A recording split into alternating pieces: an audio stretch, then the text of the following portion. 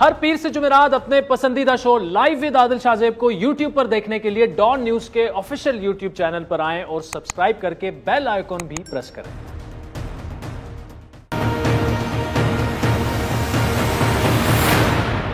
السلام علیکم، میں ہوں عادل شاہ زیب۔ افغانستان سے امریکی فوج کے انخلا، مسئلہ کشمیر اور انڈیا سے تعلقات کے مستقبل کے علاوہ چین سے تعلقات پر پاکستان کی حکمت عملی اور ملکی سلامتی کی صورتحال اور اس کے علاوہ اندرونی سیکیورٹی جو چیلنجز درپیش ہیں اس سے متعلق آج پارلیمان کی قومی سلامتی کمیٹی کا بڑا اہم اجلاس اس وقت جاری ہے، بریفنگ ہے۔ اطلاعات کے مطابق اجلاس میں امریکہ کی جانب سے فضائی اڈوں کی خواہش کا معاملہ، اس کے علاوہ آج کے یہ اجلاس کا مرکزی نقطہ رہا۔ اسپیکر قومی اسمبلی اسد قیصر کی زیر سنے والے ان کیمرہ اجلاس میں کمیٹی کے 29 اراکین جو ہیں بشمول اپوزیشن لیڈر شہباز شریف، بلاول بھٹو، وفاقی وزراء اور اپوزیشن کے دیگر اہم رہنما، اس کے علاوہ چاروں وزراء اعلیٰ اس میں شریک تھے۔ اجلاس میں آرمی چیف اور D G I S I بھی شریک ہوئے۔ عسکری حکام نے اجلاس کو بڑی اہم بریفنگ دی ہے۔ آج سے 4 روز پہلے ہم نے اپنے ہی پروگرام میں قومی سلامتی کے مشیر ڈاکٹر معید یوسف سے یہی سوال پوچھا تھا کہ بڑی اہم یہ جو ان کیمرہ میٹنگ ہونے جا رہی ہے، اس وقت اس کی ضرورت کیوں پیش آئی اور اس اہم بریفنگ اور میٹنگ کا ایجنڈا کیا ہوگا؟ ابھی جوائنٹ سیشن بلایا جا رہا ہے اور جو افغانستان کے معاملات ہیں، کشمیر کے معاملات ہیں، اس پر ان کیمرہ بریفنگ دی جا رہی ہے۔ ایک تو یہ کہ پہلے سے اپوزیشن جماعتیں ڈیمانڈ کر رہی تھیں کہ جناب ان معاملات پہ ہمیں کانفیڈنس میں لیا جائے، پہلے کیوں نہیں لیا گیا اور اب اس کی ضرورت کیوں پیش آ رہی ہے؟ دیکھیں، میرا نہیں خیال کہ ایک ضرورت پیش آنے کی بات ہے۔ بات یہ ہے کہ پارلیمان ہے، اس کا حق ہے کہ اس کو یہ انفارمیشن ملے، اس کو یہ تجزیہ ملے، جو بھی انالیسس ہے حکومت کے پاس وہ ان کو دیا جائے۔ قومی سلامتی سے زیادہ امپورٹنٹ تو کوئی چیز نہیں ہے اس وقت، کیونکہ افغانستان کے معاملات ہمیں نظر آ رہے ہیں جس طرح کی سچویشن ہے۔ انڈیا پہ بہت سی بات ہوتی ہے، امریکہ پہ بات ہوئی، تو یہ بہت سی چیزیں اکٹھی ہو گئی ہیں جس پہ کچھ کیا سرائی بھی ہو رہی تھی، جس پہ کوئی نکتہ چینی ہو رہی تھی۔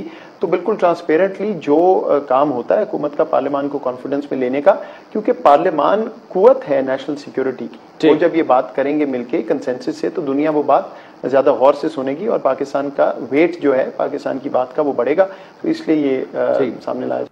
اب آج اسی اجلاس جو کہ اس وقت ابھی بریفنگ جاری ہے اس میں ایک وقفہ ہوا جس میں اپوزیشن لیڈر شہباز شریف باہر آئے اور صحافیوں سے ان کی کچھ ہلکی سی ملاقات ہوئی، جس میں ان کے بقول بریفنگ اچھی ہے، اطمینان بخش ہے، بہت سے ایشو پر بریفنگ جو ہے وہ جاری ہے۔ وزیراعظم کے آج اجلاس میں نہ آنے پر شہباز شریف نے کوئی جواب نہیں دیا، لیکن بلاول بھٹو نے وزیراعظم کی عدم موجودگی پر اعتراض اٹھایا ہے کہ اتنے اہم اجلاس میں وزیراعظم کی موجودگی انتہائی ضروری تھی۔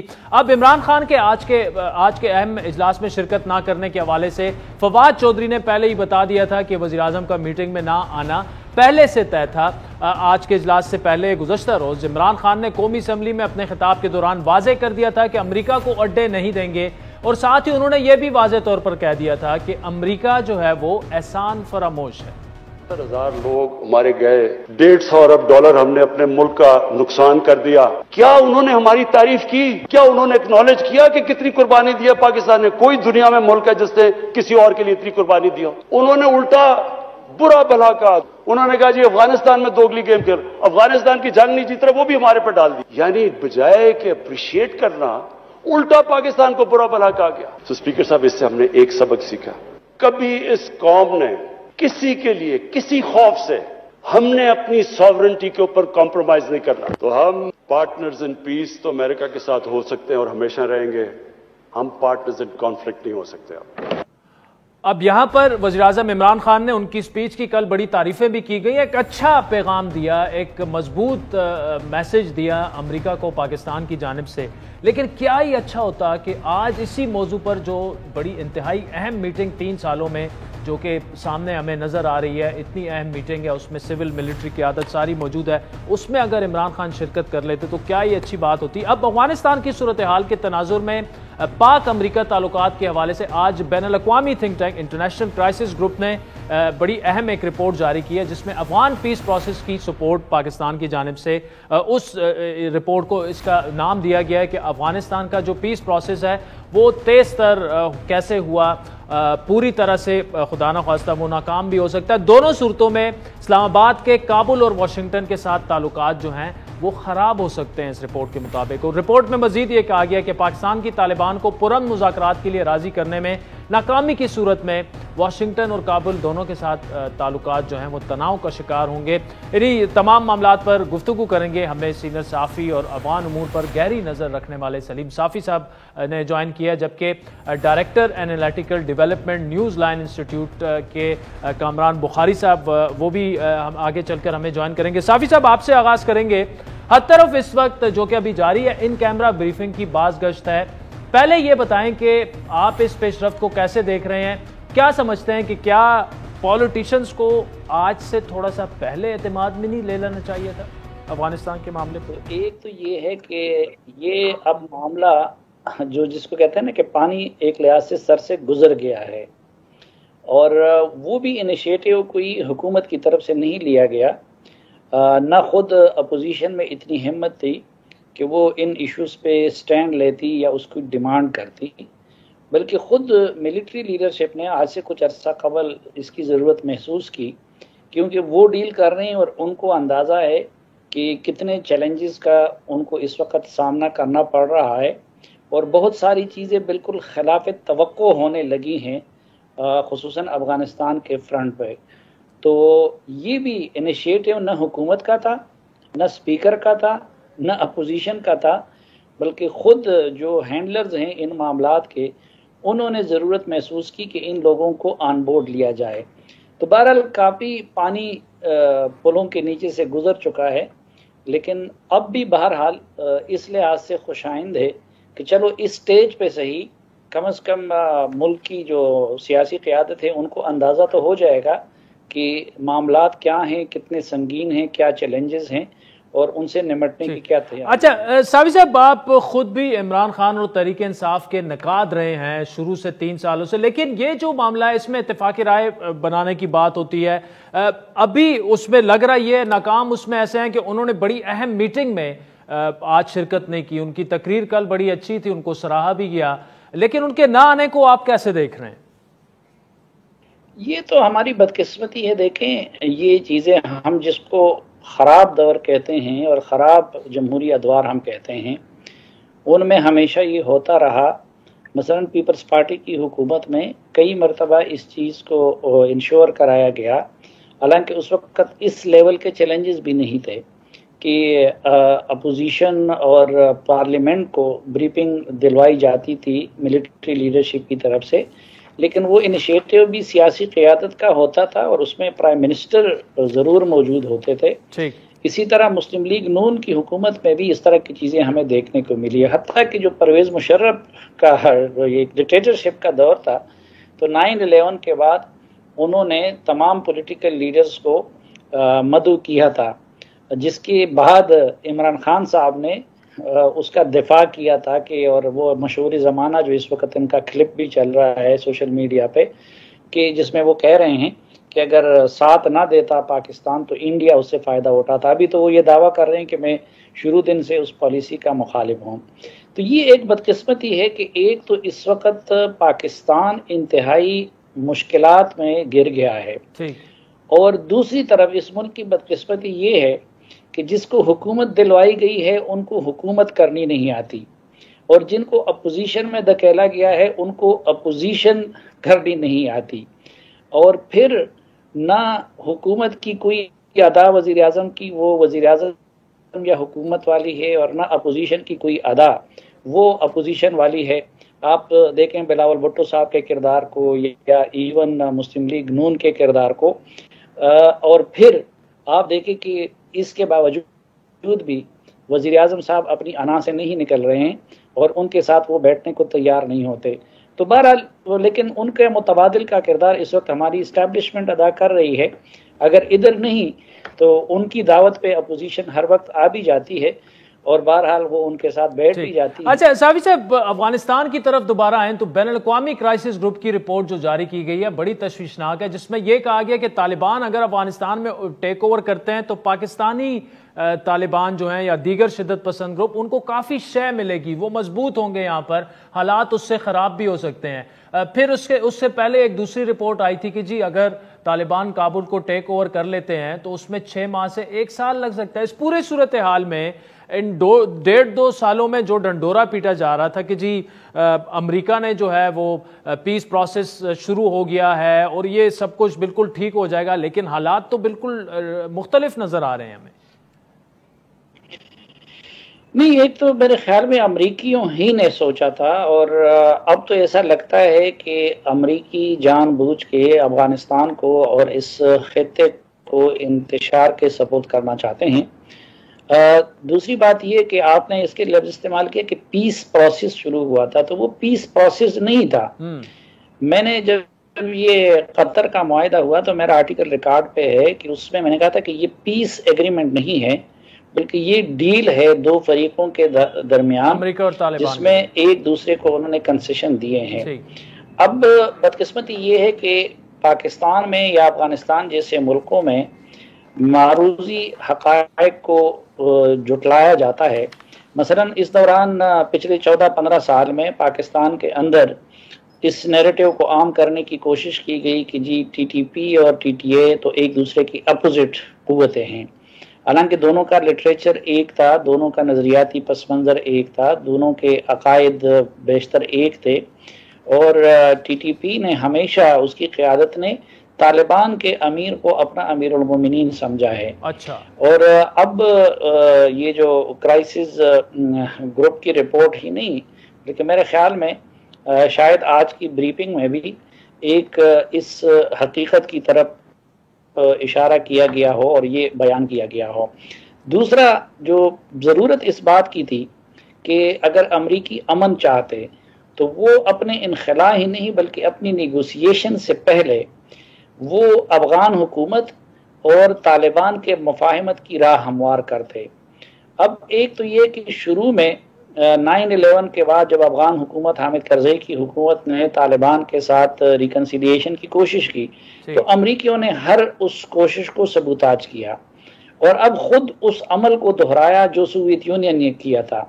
یعنی سوویت یونین کے وقت میں غلطی یہ ہوئی تھی کہ ان کی افواج نکل گئی لیکن نجیب حکومت اور مجاہدین کے درمیان مفاہمت نہیں ہوئی تھی۔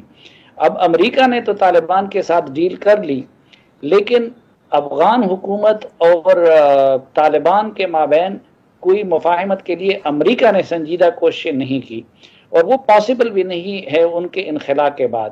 ہونا یہ چاہیے تھا کہ اپنی ڈیل سے پہلے امریکی افغان حکومت اور طالبان کے مذاکرات کو یا ریکنسیلیشن کو فیسیلیٹیٹ کرتے، یقینی بناتے۔ اب امریکی افغانستان کو اسی طرح بدحالی کے سپورٹ کر کے، اور میں تو نہیں سمجھتا کہ یہ جو قطر میں افغان حکومت اور طالبان کے جو مذاکرات ہو رہے ہیں یہ اگر 20 سال بھی اسی طرح جاری رہیں تو اس سے کوئی حل مجھے نکلتا ہوا نظر نہیں آ رہا ہے۔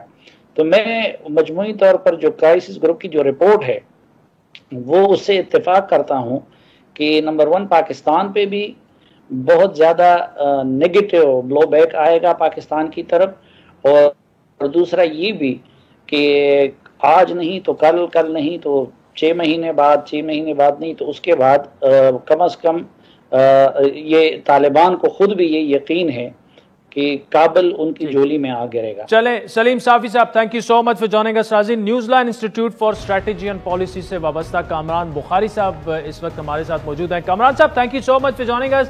ابھی یہ ان کیمرہ بریفنگ چل رہی ہے، کیا پاکستان سے پیغام کیا جائے گا کہ یک آواز ہو کے پاکستان کی جو بھی افغان پالیسی ہے وہ انٹرنیشنل جو کہ دوز ہو میٹر جو ممالک ہیں ان تک پہنچ جائے گی؟ کیسے دیکھ رہے ہیں آپ اس کو؟ دیکھیں، میں سمجھتا ہوں کہ جب اتنے سالوں سے آپ کا ایک سچویشن ایسی ہے کہ پہلے طالبان جو ہے وہ سپورٹر تھے، 9/11 کے بعد جو ہے پاکستان فورس ہو گیا کہ بھائی نہ امریکہ کا پوری طریقے سے ساتھ دے سکا اور نہ ہی طالبان کے اوپر اثر و رسوخ رکھ سکا۔ تو اب وہ سلسلہ جو ہے وہ میچور ہو چکا ہے, وہ 20 سال آلموسٹ ہونے کو آئے ہیں.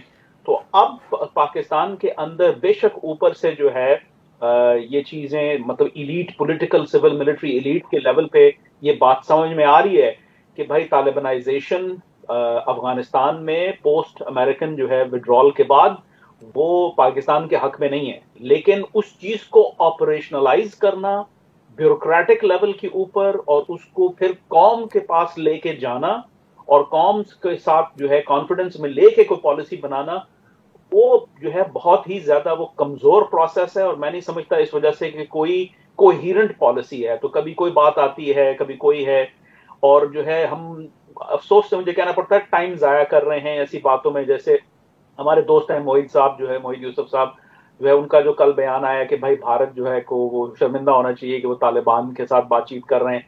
بھائی وہ تو کریں گے نا, پرابلم یہ ہے کہ ان کا تو بارڈر نہیں لگتا تو ہمارا بارڈر ہے. اب جو بھی امریکہ نے فیصلہ کر لیا اس کے بعد ہمیں نقصان ہونا ہے, ہمیں اپنا دیکھنا ہے. میں جو ہے اپنا بہت زیادہ جو ہے وہ تشویش کا ماحول ہے, اور جو ہے کہ پاکستان کس سمت میں جا رہا ہے, بیکاز کہ یہ جو طالبانائزیشن اور طالبان جو دوبارہ غالب آ رہے ہیں افغانستان کے اندر. اچھا کامران صاحب, آج کافی تنقید پرائم منسٹر پہ اس پر ہو رہی ہے کہ جی پوری قومی قیادت جہاں موجود ہے اتنی امپورٹنٹ بریفنگ میں, سول ملٹری قیادت, آپ کو بھی وہیں پہ ہونا چاہیے تھا. ہو سکتا ہے پرائم منسٹر کو پہلے بریفنگ دے دی گئی ہو, لیکن کیا آپ سمجھتے ہیں کہ علامتی طور پر انہیں وہاں پر ہونا چاہیے تھا, یا ان کے ہونے نہ ہونے سے کوئی فرق نہیں پڑتا؟ آپ جو ہے مطلب پروگرام میں یہ کہہ چکا ہوں کہ وہ دیر آر اڈلٹس ان دا روم جو انگریزی میں کہتے ہیں, اور وہ انفارچونیٹلی جو ہے وہ نہ پرائم منسٹر ہیں اور نہ ہی جو ہے وہ ان کے جو سویلین جو پارٹنرز ہیں یا ساتھی ہیں کابینہ لیول پہ, وہ جو ہے عسکری قیادت ہے. اور میں سمجھتا ہوں عسکری قیادت جو ہے وہ اس چیز سے بہت زیادہ جو ہے اس کو زیادہ سمجھ ہے کہ ہاں بھائی کیا ہو رہا ہے, لیکن انفارچونیٹلی وہ ایسی سیاسی نظام ایسا جو ہے وہ کمپلیکس ہے جس کو ہم ہائیبرڈ سسٹم کہتے ہیں, اس نے پالیسی میکنگ کو بہت ہی زیادہ مفلوج کر کے رکھ دیا ہے. تو وہ چاہے وہ کچھ کہتے ہیں نہیں کہتے, اور پھر یہ ہے کہ وہ بھی دیکھیں ان کے بھی بیانات دیکھیں, گزشتہ جو ہے نا یکے بعد دیگر جو ہے کتنے کنٹروورشل بیانات دیے جا رہے ہیں ان کی جانب سے. کبھی وہ کہتے ہیں کہ بھائی وہ جو ریپ ہوتا ہے وہ عورتوں کی جو ہے نا قصور ہے اس کے اندر, یہ مطلب بےہودہ قسم کی بات کی جاتی ہے. کبھی وہ کہتے ہیں کہ بھائی میں سمجھاتا ہوں تمہیں بیٹھ کے پاکستانیت کیا ہوتی ہے.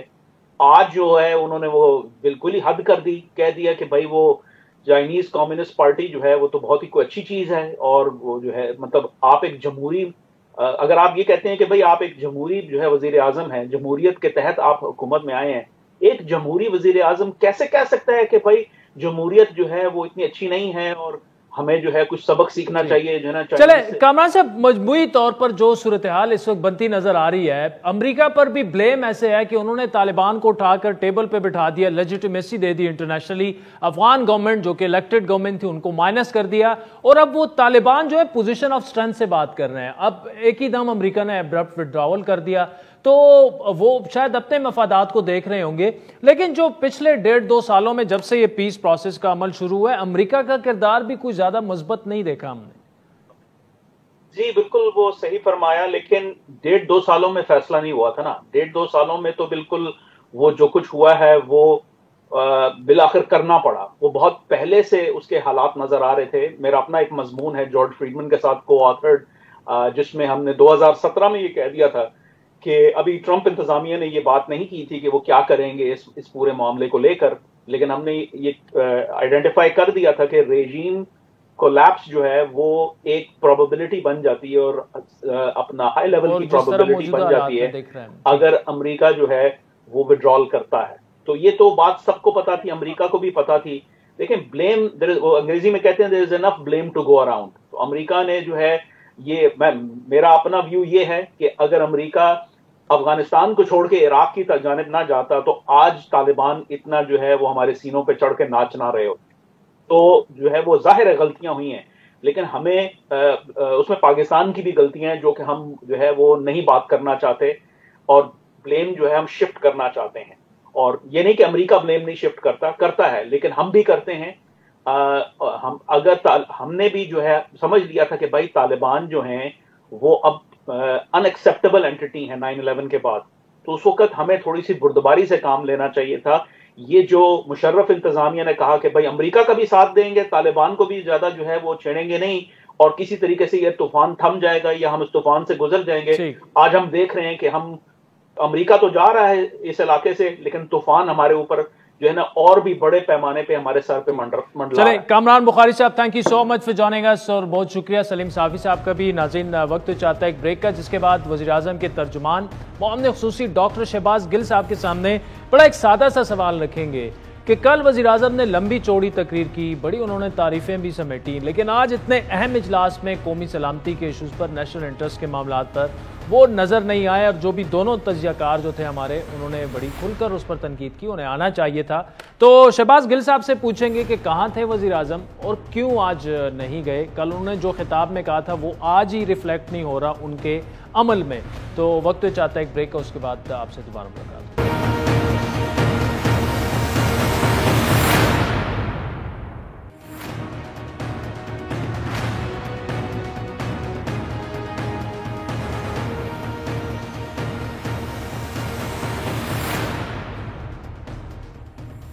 ویلکم بیک راجی. بریک سے پہلے آج جو بڑی اہم ان کیمرہ بریفنگ ہو رہی ہے پارلیمنٹیرینز, اس میں سول ملٹری قیادت اس میں موجود ہے, اس پر تفصیلی گفتگو ہم نے کی.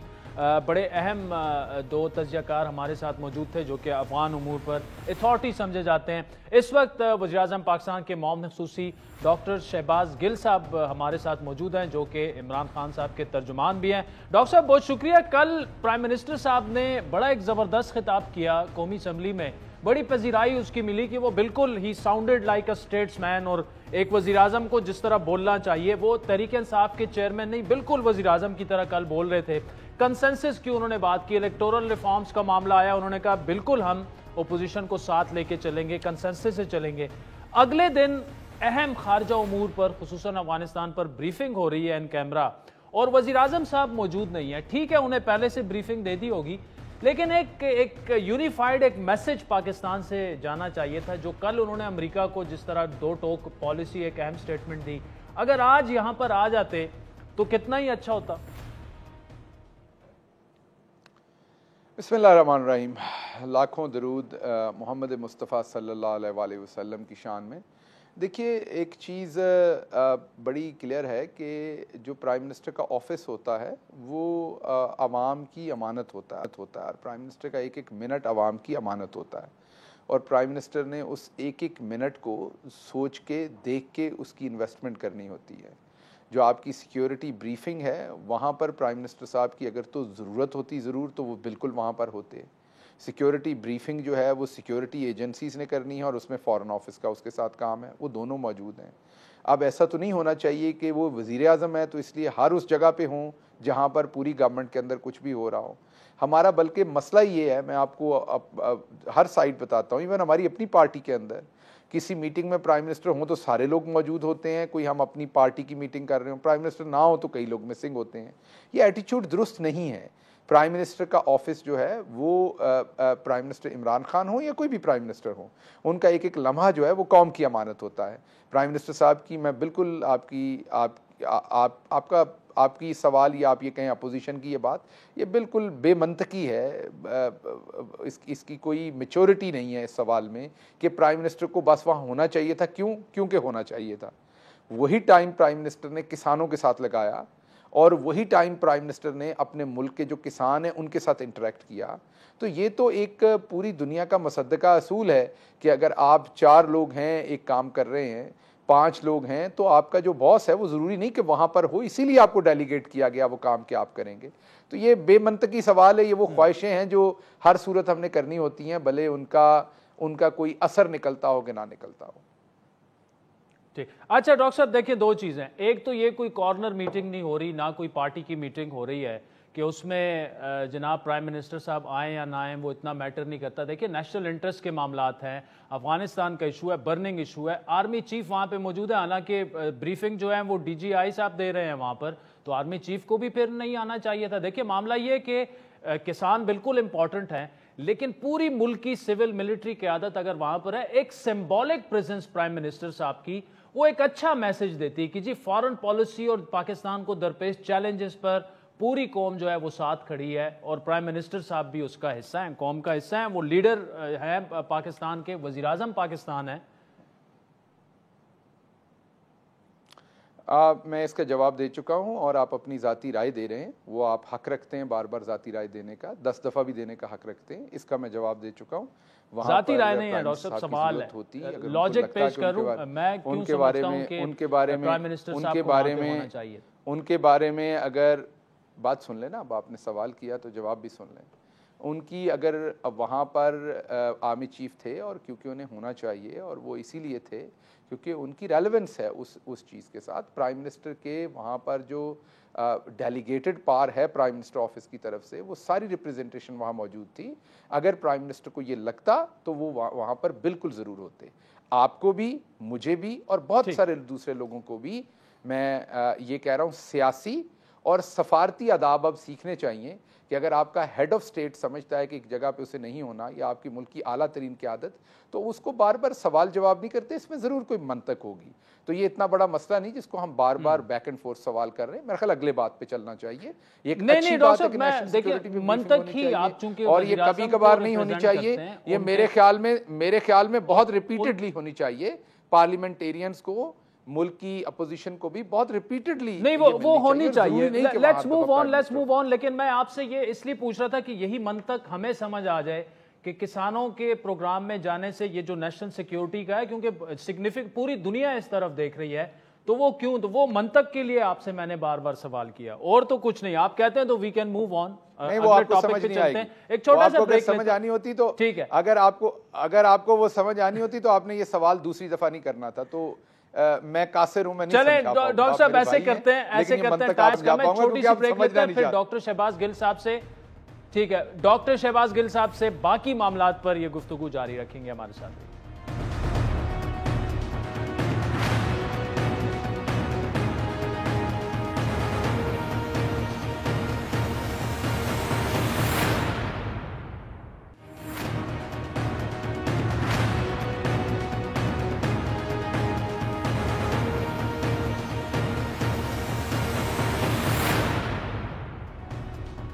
वेलकम बैक नाज़रीन। आज सुबह से सोशल मीडिया पर एक वीडियो गर्दिश कर रही है जिसमें वज़ीर-ए-आज़म के मुशीर दाखिला और एहतसाब बैरिस्टर शहजाद अकबर साहब दिखाई दे रहे हैं, जिसमें वो लाहौर हाई कोर्ट के नए चीफ जस्टिस से मुलाकात करने के बाद वापस जा रहे हैं। इस मौके पर एक सहाफ़ी ने बैरिस्टर साहब से सवाल किया तो कि जी ये मुलाकात किस सिलसिले में थी, तो पहले तो शहजाद अकबर साहब सवालात से बचते हुए गाड़ी तक पहुँचने के लिए तेज़ चलते रहे और फिर जैसे ही गाड़ी में बैठे तो शहजाद अकबर साहब ने सिर्फ ये जवाब दिया कि वो नामजद होने वाले chief justice Lahore high court को मुबारकबाद देने आए हैं। अब लाहौर हाई कोर्ट के चीफ जस्टिस कासिम खान जो हैं वो 5 जुलाई को रिटायर हो रहे हैं और उनकी जगह नए चीफ जस्टिस अमीर भट्टी साहब होंगे और वो 6 जुलाई को चार्ज संभालेंगे।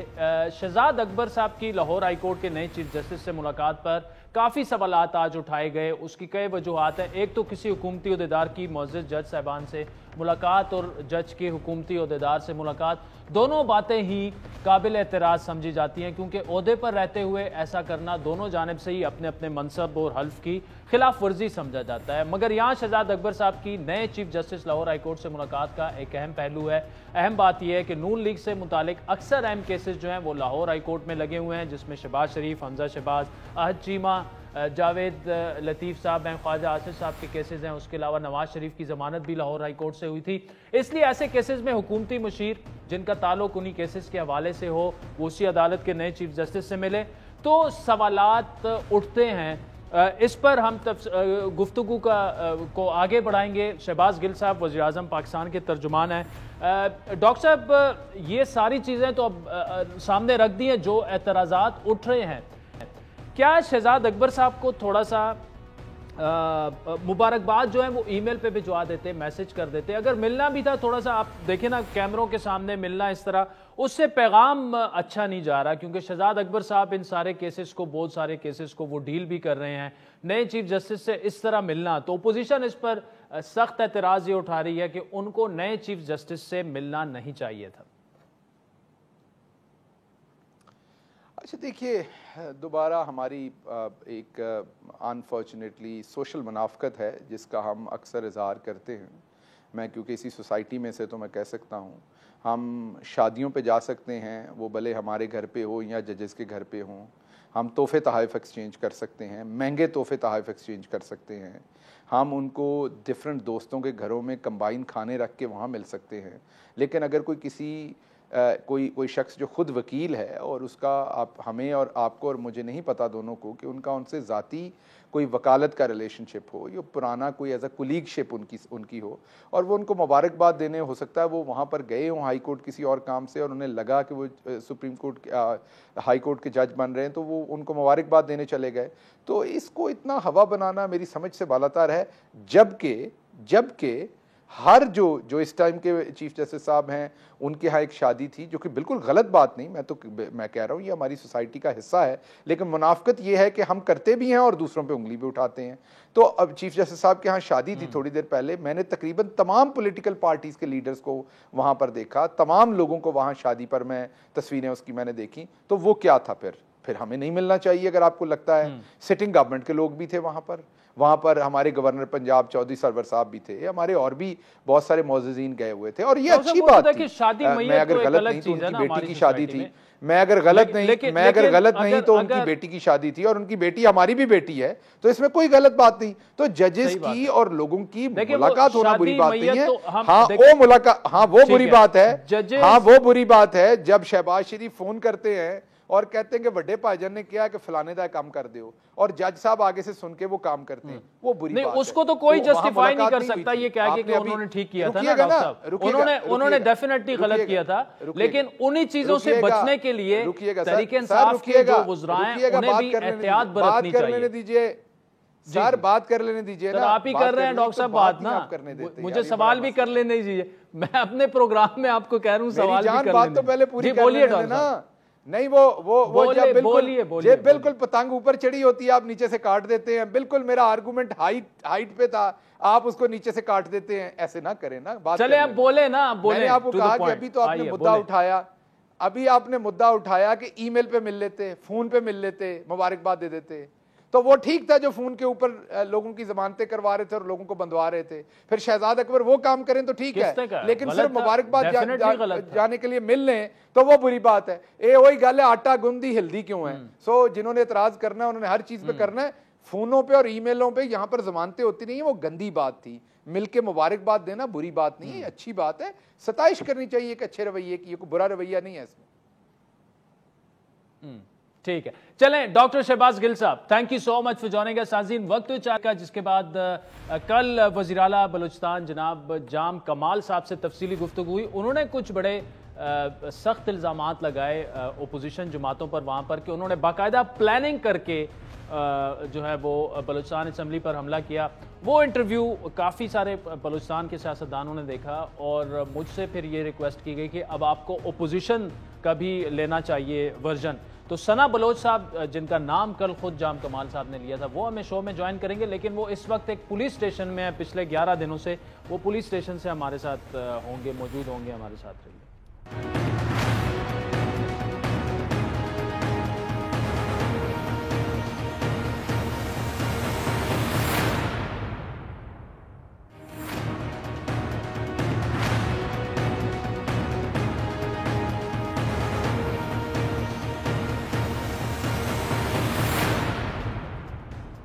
ویلکم بیک ناظرین. بلوچستان میں حکومت اور اپوزیشن کے درمیان سیاسی خلیج کم ہونے کی بجائے بڑھتی جا رہی ہے. اپوزیشن اراکین مسلسل 11ویں روز کوئٹہ کے ایک پولیس اسٹیشن میں FIR کٹنے کے خلاف بطور احتجاج گرفتاری دینے کے لیے دھرنا دیے ہوئے بیٹھے ہیں.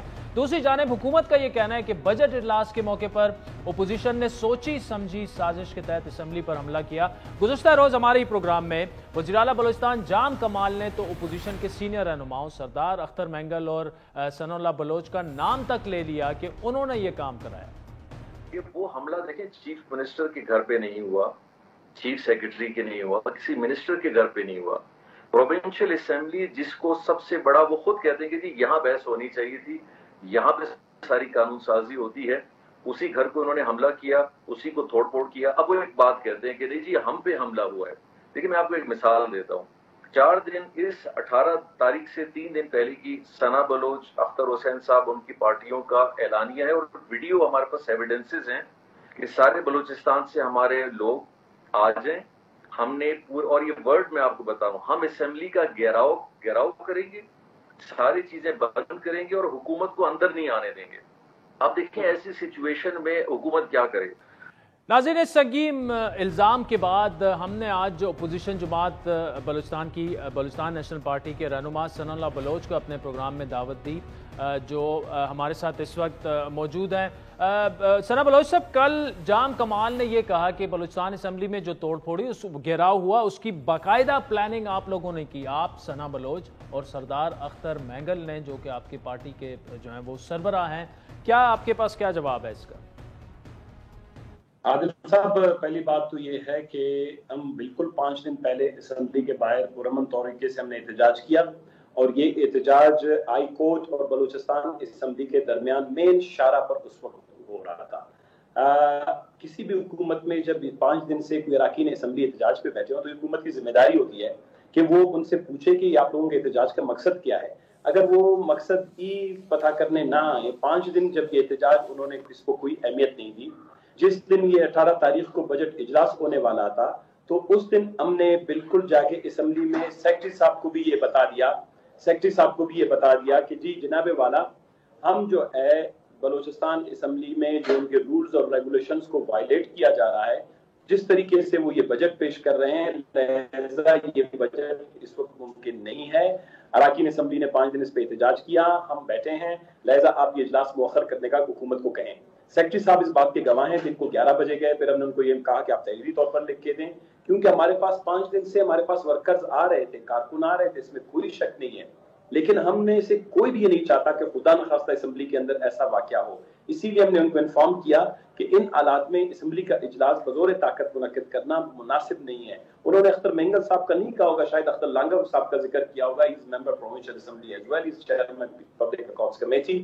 تو ہم نے جو ہے کسی بھی طرح کا خدا نخواستہ احتجاج اگر ہمیں پلان کرنا ہوتا تو پھر ہم وزیر اعلیٰ ہاؤس جاتے 5 دن پہلے، 6 دن پہلے، یا ہم نے اس سے پہلے جو احتجاج کیے تھے ہم اس میں وائلنس، تشدد کا جو ہے وہ عمل دکھاتے. تو یہ جو ہے سراسر میرے خیال میں ایک ان کی جانب سے الزام ہے، اور ہم ابھی بھی یہ سمجھتے ہیں کہ عملہ انہوں نے کیا، یہ منصوبہ یا وہ کیا کہتے ہیں جاریت انہوں نے کی، پولیس فورس بھیجا. اس کے علاوہ جو ہے وہ ویڈیوز بھی اس بات کے گواہ ہیں کہ وہاں 23 اراکین اسمبلی کے سوا صرف ہمارے پرسنل جو ہمارے یا اسٹاف ہے، ہمارے پی ایس ہوتے ہیں یا ہمارے پاس کوئی ایک سیکیورٹی، وہ بھی انہارمڈ. ہم نے پولیس کو کہا کہ وہ مسلح نہیں ہوں گے، وہ ہمارے ساتھ ہوں گے. تو 40 افراد کو کنٹرول کرنے کے لیے 1500 پولیس والے ان سائڈ اسمبلی لانے کی ضرورت ہے. ثناء بلوچ صاحب دیکھیں، کل ہمارے پروگرام میں آپ نے خود بھی وہ دیکھا ہوگا کہ انہوں نے، جام کمال نے یہ کہا کہ جی ایف آئی آر ہم نے واپس لے لی ہے، شاید 1-2 دن اس میں لگ جائیں. اب 6 دن سے وہ جرگے بھی آپ کے پاس بھجوا رہے ہیں. یہ جو چیزیں ہیں، یہ سارا جو آپ بتا رہے ہیں گلے شکوے، یہ تھانے کچہری کی بجائے بہتر نہیں ہوگا کہ پارلیمان میں ہوں، آپ ادھر فلور آف دا ہاؤس پہ آئیں اور یہ سارے معاملات اٹھائیں؟ عادل شاہ زیب صاحب، انہوں نے آپ کے پروگرام میں 2-3 باتیں اور کی جو درست نہیں ہیں. ایک تو یہ ہے کہ انہوں نے کہا اس سے پہلے انہوں نے احتجاج کیا اور میں نے ان کو اپنے گھر میں بلایا، اپنے گھر میں میٹنگ کی. دیکھیں، یہ وزیر اعلیٰ ہاؤس 3 سال سے اٹس اے ویری، وہ کیا کہتے ہیں کہ ایک ایسا کمپاؤنڈ بن گیا ہے جو کبھی مغل سلطنت کے وقت میں بھی نہیں ہوتا تھا. اتنے پیرے اس پہ بٹھا دیے گئے ہیں. ہم اس سے پہلے بھی وزیر اعلیٰ نے دیکھے ہیں، اس سے پہلے بھی یہاں پر حکمران رہے ہیں جہاں پر ایکسیسیبل ہوتا تھا اپوزیشن کے لیے، گورنمنٹ کے لیے، جنرل پبلک کے لیے. تو ہم نے اس سے پہلے بھی جو 2 مذاکرات ہمارے پی ایس ڈی پی کے حوالے سے ان کے ساتھ ہوئی تھی، ان کے لوگوں کے ساتھ، وہ بھی اس لیے وجہ سے ہمارا احتجاج تو ختم ہوا تھا، لیکن جب پی ایس ڈی پی آئے وہ اس طرح کے پی ایس ڈی پی نہیں تھے جو ہماری عوام کی خواہشات ہیں. عوام کی خواہشات سے مراد عادل صاحب ہم یہ کہنا چاہتے ہیں کہ آپ خود بلوچستان میں آپ کو چھوٹی سی ایک جھلک بتاؤں، بلوچستان میں جو پرو گروتھ یا پیداوار اور ترقی سے متعلق جتنے بھی شعبے ہیں، ان میں 2019 اور 20 کی پی ایس ڈی پی، 2020 اور 21 کی، اور ابھی 21 اور 22 کی پی ایس ڈی پی میں ایگریکلچر کا 3% سے کم ہے. آپ کا لائف اسٹاک، ہماری پوری وہ جو ہے بلوچستان کا ایک بیک بون ہوا کرتی تھی ہماری اکانومی کی، اس کا 0.6% سے کم ہے. فشریز جو ہمارا 700 کلومیٹر لانگ ہمارا وہ ہے کوسٹ لائن ہے، وہاں کا 0.7%، یعنی 1% سے بھی کم فشریز ہیں. انڈسٹریز بلوچستان میں 1 میگا واٹ بجلی جنریٹ نہیں ہوئی، 0.8% سے پی ایس ڈی پی میں کم ہے. ہمارا منرلز میں 0.2%، یعنی لیس دین آلموسٹ زیرو. اور power sector Balochistan is a power deficits province. यानी सूबे में बिजली की सबसे बड़ी कमी है। हमें 1800 2000 मेगावाट हमारी जरूरत है, हमें 400 मेगावाट 500 मेगावाट नहीं मिल रहा। तो हमने कहा था कि आप बलूचिस्तान के पैदावार और तरक्की के शोबों में इन्वेस्टमेंट करें, इसको परचून स्टोर की तर्ज पर न बनाएं। पीएसडीपी आपको 50 करोड़ की एक स्कीम दे दी कि आप इसको कहां बताएं, हम आपको दे देंगे, आप एक सड़क बनवाएं, उसके बाद काम भी आपका, ठेकेदार भी आपका, मर्जी भी आपकी होगी। तो हमने उनको कहा था कि ये सूबा बिल्कुल ही रुक गया है, सूबे में मजीद गुंजाइश नहीं तजर्बे करने की। और दूसरी बात यह है कि 150 अरब रुपए की अभी भी जो पीएसडीपी है, आप इसका एक ऑडिट अपनी नजरिए से करवा लें, इंडिपेंडेंट। चले सना बलोच साहब, thank you so much for joining us. Azeem Balochistan की जो भी कल जाम कमाल साहब वज़ीर आला हैं वहाँ के, उन्होंने इल्ज़ामात लगाए थे, ओपोजिशन के जो भी मौक़िफ़ था वो आज हमने आपके सामने रखा। आज के प्रोग्राम पर आपके फीडबैक के मुंतज़िर रहेंगे। हमारा ट्विटर हैंडल है @आदिल शाह ज़ैद। मुझे मेरी टीम समेत इजाज़त दीजिए।